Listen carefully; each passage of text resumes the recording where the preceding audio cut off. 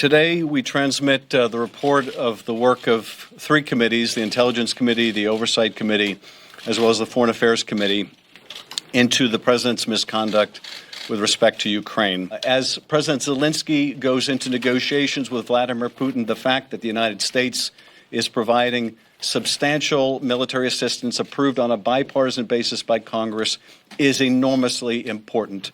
The withholding of that aid, even for a period of time, sends a disastrous message to friend and foe alike that the United States does not have the back of its ally. So these were things that Ukraine desperately wanted and needed.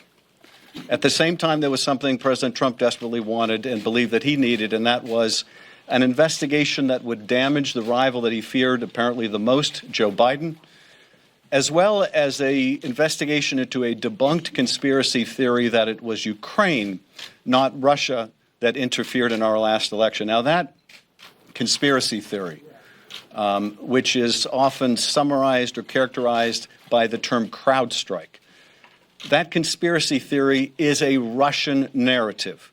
That is a conspiracy theory put out, promulgated by Vladimir Putin.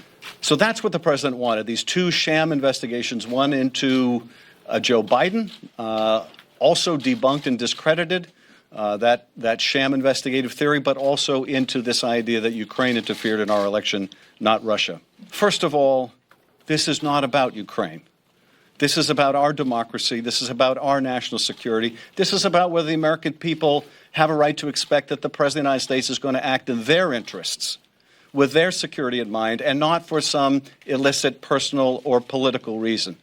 So Americans should care deeply about whether the President of the United States is betraying their trust in him. We should care about this. We must care about this. And if we don't care about this, we can darn well be assured the President will be back at it doing this all over again. Because, indeed, he already has. First, there was the invitation to Russia to interfere in our last election. Hey, Russia, if you're listening, hack Hillary's emails, and indeed later that day they tried to do exactly that. But then there was the use of this official power to compel another country, Ukraine, to interfere in the 2020 election. And even after our investigation began, even after the impeachment inquiry began, there was President Donald Trump out on the White House lawn, once again making it abundantly clear that he wanted Ukraine to investigate the Bidens. And what's more, he wanted other countries to interfere in our election as well, and that China should also investigate the Bidens. This is the result of a president who believes that he is beyond indictment, beyond impeachment, beyond any form of accountability, and indeed above the law. And that is a very dangerous thing for this country, to have an unethical president who believes they are above the law. Finally, I think what's presented to us here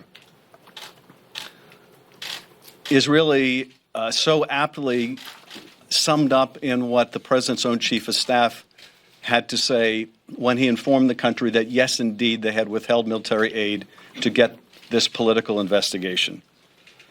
He told us to get over it, to get over it.